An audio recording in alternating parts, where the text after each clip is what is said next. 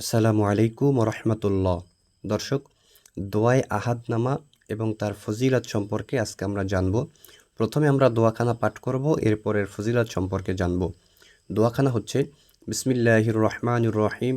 আল্লাহুম্মা ফাতিরাস সামাওয়াতি ওয়াল আরদি আলিমুল গায়বি ওয়াশ শাহাদাতি হুয়ার রহমানুর রহিম।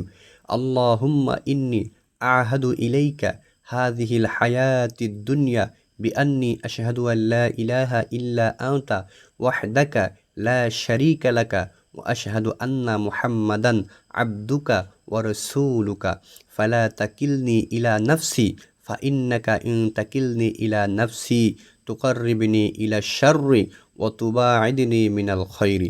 দর্শক, এই হচ্ছে আরবি উচ্চারণ।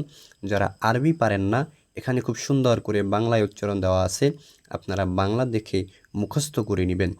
দর্শক, দোয়ায়ে আহাদনামার কি ফজিলত এখানে লেখা হয়েছে আমরা দেখে নেই।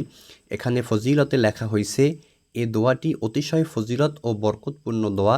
এমনকি জীবনে এ দোয়া একবার পাঠ করলে আল্লাহ পাকের রহমতে সুনিশ্চিত বেহেশত লাভ হবে।